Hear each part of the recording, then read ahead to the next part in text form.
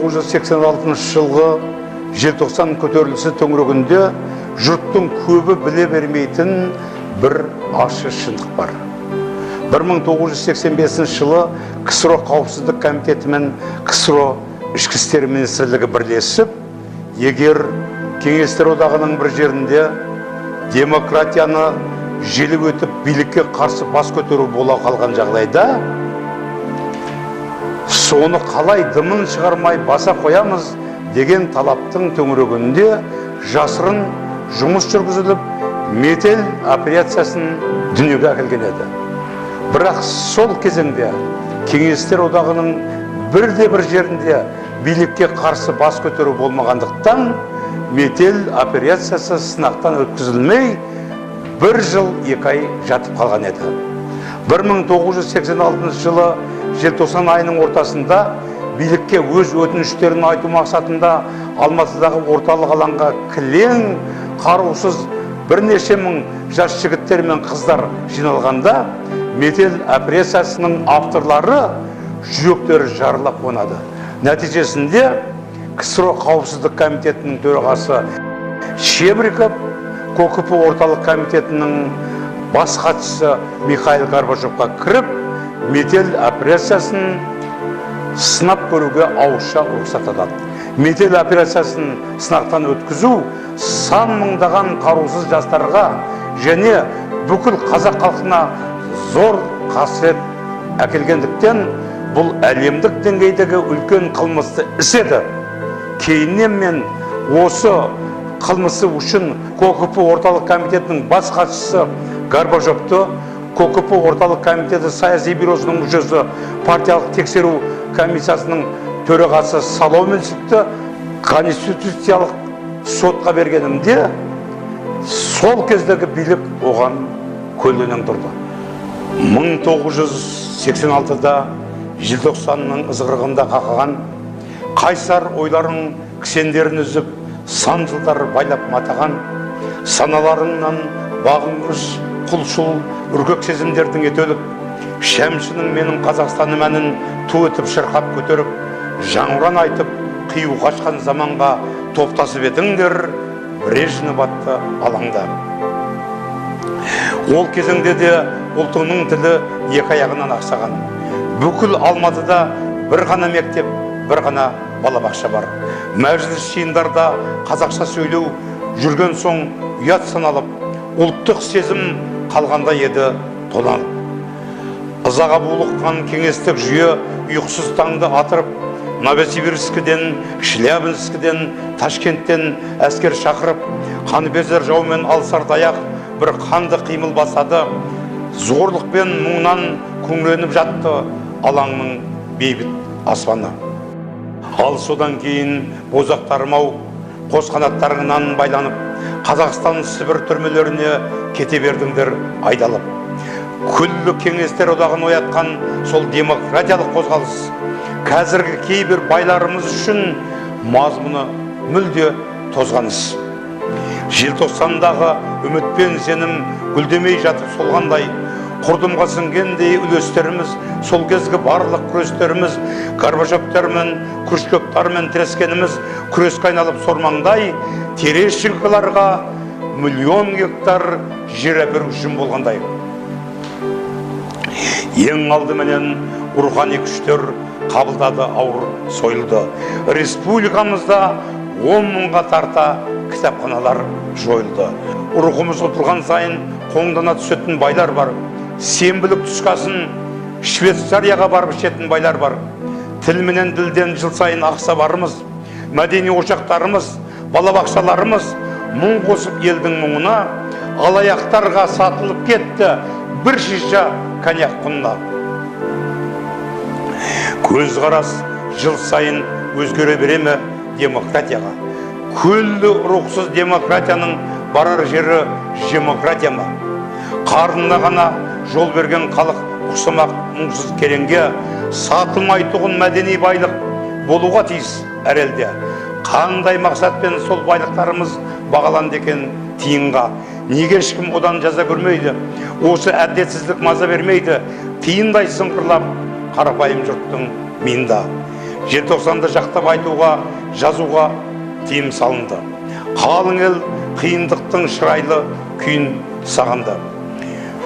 Көрініп зорлық күш билік тау жағынан, Алматы облысының 7 ауданынан бойымда бұрқанып өжеттік сезім, желтоқсан шындығын айту үшін өзімді өзім КСРО халық депутаттығына ұсындым. Бірақ алдан зор кедергі шығатынын түсіндім. Жалған сөздің шешені Колбин мырза Қазақстан билігінің көсемі мойнына таққандай боп бақсырға әр ауданға жеке-жеке берді құпия тапсырма. Әркім мұны алсын еске, ертең сағат кешкі 5-те депутаттыққа үміткер ақын Мұхтар Шахановпен өтеді үлкен кездесу, және оған жасалмасын ешқандай да ізгесу. Тек қулыққа құрылғаны соң келелі кездесулер жайлы маған ешкім ләм-мим демеді. Жиналған жұрт бір немесе 2 сағат тосады. Нақ сол сәтте Колбиншілер өз мүддесін ашады. Ол Шаханов ақын адам, қызықшылыққа жақын адам, өлең жазып кеткен шығар сайран салып қыздармен. Елдік мүдде, ауыр мүдде асасатын ызғармен. Ал ақыннан өте қиын шын депутат шығуы, жиналғанның барлығы да тиіс мұны ұғуы. Бос жүрісті қаламайтын, Шахановты онырайтын арамызда өнегелі адам бар, сол тұлғаны ғана нағыз депутатқа балаңдар деп Колбиншіл үміткерді бөстіріп кеп мақтайды. Жұрт ішінен бір топ адам және оны жақтайды. Тергендей боп әділдіктің, ізгіліктің масағын бас алдырмай әлсіздік пен уайымға, биліктің бұл өтірігі жайында 7 ауданға түгел барып мәлімдеме жасадым. Елдік ұлттық шыншыл күштен үміткер жан жағымнан бой көрсетті. Батыл қыздар, жігіттер. Жүргенімен билік күнде тыңдап, әр ауданда мың-мыңдап мені еркін қолдаушылар ұйымдаса күш алды.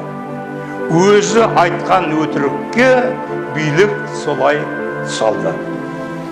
Депутат боп сайлана салысымен көрінсем деп шындықпен арысынан Мәскеуде бас қосқанда талай тұлға Кремльдің съездер сарайында депутатқа ұқсамай айыбыны жоқ, үні жоқ. Сөз сөйлеуге жазылдым алғашқының бір боп. Бірақ Колбин Шахановқа сөз беруге болмайды. Ол қазақтың 90-шыл бұзықтарын қолдайды. Теп құлышына зыр жүгірді, сөндірердей кеш көртті. Сөз беретін басшыларға өз пікірін ескертті. Енді қайттық, ортыр алда қазылған. Тіпті менен 10 күн кейін сөз сөйлеуге жазылған қазақстандық депутаттар таусылғандай шыншыл рухы ойкені басшылардың қолын сүю деңгейінде сөйледі. Амал қанша, олар солай пенделікпен зорықты. Желтоқсанның тіпті атын атауға да қорықты. Сол кезде біз бөренені жарып шыққан сынадай Горбачевқа өтірік хат әзірледік мынадай. Экологиялық тайқу күшін, қазіргі арал қасіретін айту үшін Шахановқа 5 минут сөз берсеңіз, біздің осы ортақ тілек ойымызға сенсеңіз. Осы хатқа 19 депутатқа қол қойдырып асыға жетіп бардым Горбачевтың қасына. Ал Горбачев үкіметтің бастығы бар жанында бөлінгенде ерекше бір ризалық сағымға, көңілдеген қатты жылдам оқи салып табанда кешкі үлкен зор жиынды басқаратын адамға Шахановқа 3 минут сөз бер деді.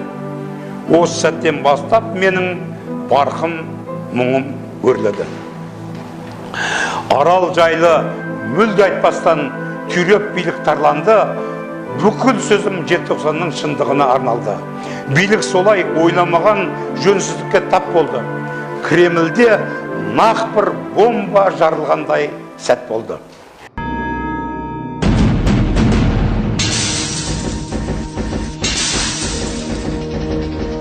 Товарищи, у нас остается примерно 10 минут для справок. Здесь записалось много товарищей, но я думаю, что не теряя время, 10 минут приступаем к рассмотрению этих заявлений или просто товарищи просто будет выступать. Следующий будет Шаханов Мухтар. Большая просьба, 2, если можно, минуты. Высокий съезд. Я хочу сделать следующее заявление от имени 19 народных депутатов СССР Казахстана во избежание новых вспышек межнациональной розни, учитывая создавшуюся острую ситуацию в республике. О декабрьских событиях в Алмате 1986 года, когда против мирных демонстрантов впервые в стране были применены саперные лопатки, служебные собаки, девушек избивали дубинками, кирзовыми сапогами. Все это происходило тогда, когда еще не было общеизвестного указа о демонстрациях, митингах. От общественности до сих пор скрывается число жертв среди демонстрантов. По неполным данным, около 2000 человек было арестовано. Многие из них осуждены к длительным срокам лишения свободы. Тысячи исключены из учебных заведений, уволены с работы. Эпоха застоя при первом на него натиске показала свой жестокий оскал, результатом которого явились жертвами сотни политически неподготовленных юношей и девушек, навсегда сломленных жизней. В связи с этим мы убедительно просим создать комиссию из числа народных депутатов, представляющих различные регионы и национальности, для выяснения настоящей истины о декабрьских событиях в Алмате. После вышесказанного вышло постановление ЦК КПСС о работе Казахской республиканской партийной организации по интернациональному и патриотическому воспитанию трудящихся. Поэтому в этом постановлении событие названо проявлением казахского национализма. Можно обвинить 5000 людей, 10 000 людей и 100 000, но нельзя же обвинить национализм весь казахский народ. Слово «казахский национализм» – это обвинение всему казахскому народу. Поэтому мы обращаемся с просьбой об остановлении справедливости. Казахский народ не раз доказал своей историей, своей кровью верности дружбы народа. Сөз соңында дұрыс айттың, билікке тіл батырып, деп мені кеп құшақтады ұлы Андрей Сахаров. Қазақстандық 100-ге жуық депутаттың біреуі қолын көріп қалса, егерде қисаймай ма тіреуім деген оймен жоламады қасыма, бәлетлеп алмау үшін басына. Рас, менің пікірімді қалай айтсын дұрыс деп. Кеңестік КГБ-ның төрағасы Крючков. Ал Мирошник Горбачевқа берген хатқа қол қойған 19-дің 16-сы мені соғып маңдайдан басқаша хат жасағанын көрсетті. Сөйтіп менің шыншыл тура қимылымды ерсетті.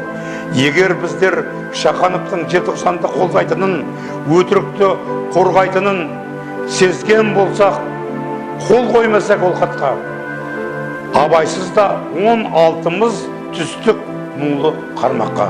Сондықтан ол депутаттықтан алынсын, әрі үлкен жауапкер деп танылсын. Ал Горбачев мен өзіне шақырып, ағартуға тырыстыңыз, желтоқсанның қаратын, бір мүмкіндік табылады, аузыңызды жабатын, деп үстелін тоқпақтады, күш көрсетті ақырып. Улан-Баторда КСРО халық депутаттарын бірінші съезін теледидардан көріп отырғанмын. Кенет мінбеге Мұхтар досым шыға келді, 1986 жылғы Алматыдағы желтоқсан оқиғасының ащы қасіретін жайып салды. Халық депутаттарынан арнайы комиссия құруды талап етті. Кеңес одағында тоталитарлық жүйенің ширығып тұрғанын білетінмен, япырай, бір пәлеге ұшырап қалмаса жарар еді деп, түннің бір уағына дейін ұйықтай алмадым. Тым болмаса, сөзіммен қолдау көрсетейін деп, Алматыға 2 рет бардым. Жугдер Демедиин Гуракча, Моңғол Халық Республикасының тұңғыш ғарышкері. Күткен жандар аз еместі шыншылдықтың іруін, мүмкін болмай қалар меді тіпті тірі жүруім, қалың жұрттың көзінше, демократия құрай білген өзінше, Горбачевтың қарсыласы әділ күшпен пікірлесе қолдаса, күнге жетін Борис Ельцин мен жағында болмаса. Ес кітабының авторы Шахановпен мен бірнеше дүркін сырластым. Тіпті мейрамханаға шақырып әңгімелестім. Оның елімізді мекендеген аз ұлттардың тіліне, мәдени құндылықтарына болсу туралы пікірлері және бұл саладағы кемшіліктерді жолға қою туралы ұсыныстары маған ерекше ой салды. Арамыздағы өзге ұлттардың тіліне және рухани мәселелеріне болыспай, біз әділетті мемлекет бола алмаймыз. Борис Ельцин, 1991-1999 жылдар аралығындағы Ресей Федерациясының президенті, 1989 жыл.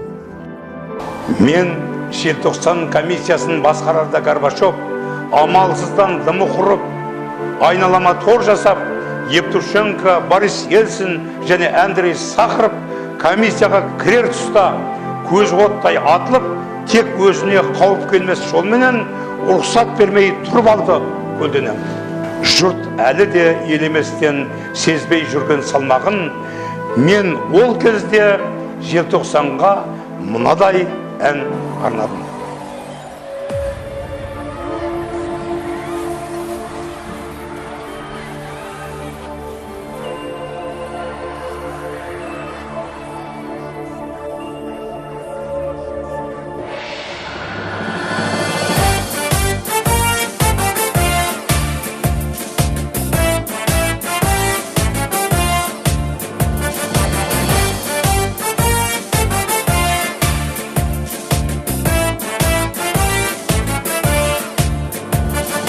Желтоқсанда шындық жырын шырқаймын деп шарқ ұрдың. Желтоқсанда егеменді ел болсақ деп талпындың. Кеудеңде әлі сызы жатыр сол кездегі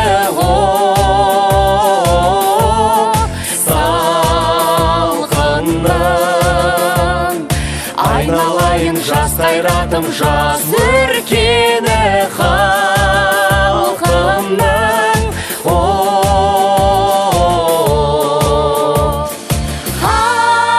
Арманыңның атын, жігеріңнің отын, өшір алмас асыл желі уақыттың. Қанша уайымсыз болса, нақ сол адам құнын білмес бақыттың. Егер кім қанша уайымсыз болса, нақ сол адам құнын білмес бақыттың. Темір қолдар қуат деді алқымыңды қаусырған. Намысыңды жықпай өттің нәубет төлей маусымнан. Жалғыз қалған шақтарымда жігер алдым бойыма. Түрме торын жарып шыққан сенің қайсар даусыңнан.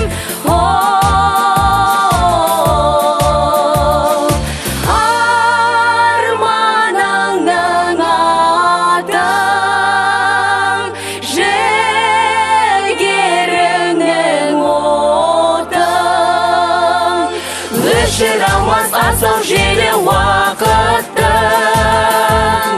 Егер кім қанша уайымсыз болса, нақ сол адам құнын білмес бақыттың. Егер кім қанша уайымсыз болса, нақ сол адам құнын білмес бақыттың.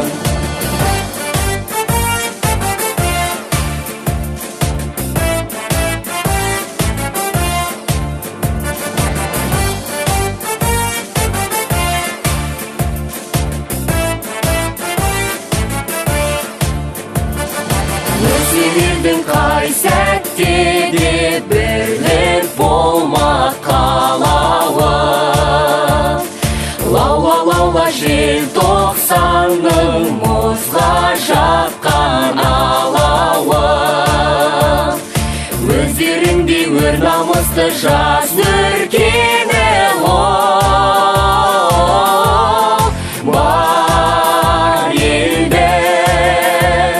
ешқашанда еңкеюге тиіс емес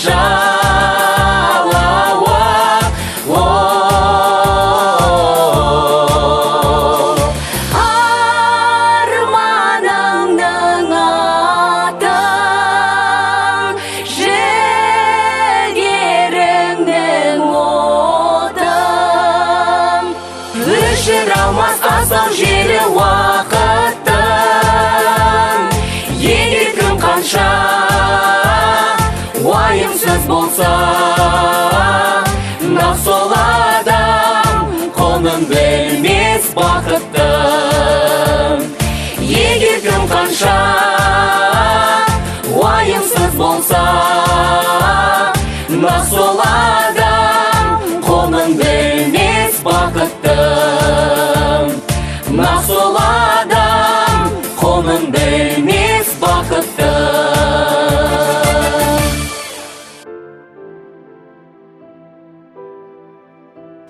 зұлымдықты жылдар түгіл ғасыр оңай жеңген бе? Көп жыл кейін сол Горбачев Қазақстанға келгенде, оны ертіп жүрген жандар, ұлт қадірін білген жандар ақылды Айтматовты және мені бір болуға шақырды. Түрген деген жерге бардық, табиғаты тамаша, балық ұстап, қуырдақ жеп, қымыз іштік оңаша. Маза бермей шындығымның өткір ауыр кетпені, мен Михаил Горбачевты алып шықтым шеткері. Міне енді сіз ашқаннан соң Қазақстан есігін Алматыда, желтоқсанда жөнсіздікке торланған, өлген, өшкен, жазаланған, әділетсіз қорланған қазақтардан ойыңызда бар ма сұрау кешірім дегенімде, мен ғана емес, зор саяси бюрода сол шешімді қолдады ғой деп тіл қатты ол қинала. Я зорлық жеңілісі қалай оңай сезілмек. Осы сәтте қоя берді телефоным безілдеп. Тыңдап едім желтоқсаншы Аманжол Нәлібаев деп күрсінді ол. Біз қашанғы боламыз өлі қайық, ұлтымызға мәңгі өшпейтін сор жасап, кеткен басшы елімізде жүр екен ғой Горбачев. Біз бәріміз көше кезіп ыза буған отпенен, ей Горбачев Қазақстаннан кет деген ұран керіп шығып едік. Батылдықпен арынды, бірақ таба алмай жүрміз залымды. Я, Аманжол, бір сәт күтші, ызыл ойдан басылма. Тұрмын қазір сол қасқабас экс-президент қасында. Сосын кенет былай дедім Горбачевқа бұрылып. Бүгін тұмсық көтерсеңіз көрсетпестен ірілік. Ей Горбачев Қазақстаннан кет деген баба дәстүр ұсынған ізгілікпен ұран алып шықпақшы желтоқсаншы қыз жігіттер. Ал Горбачев сөзі көзі қызынып, былай деді бет бейнесі бұзылып. Сөнсін мейлі мендегі бар ұсақтықтың жарқылы, елдегі бар телеарналар арқылы пенді ойымды төмендетіп, бұрынғы өр қалпынан мен кешірім өтінемін бүкіл қазақ халқынан. Телеарналар қуанды соңындағы, ол осылай айтқанын орындады. Я думаю, это вот ошибка, которую мы допустили. Что уважаемую республику, очень отличающуюся своим интернационализмом, таким климатом особым, она же, Казахстан, это же тут таких народов, культуры, все это шло вот так. И в результате завязал тот конфликт, о котором я до сих пор сожалею.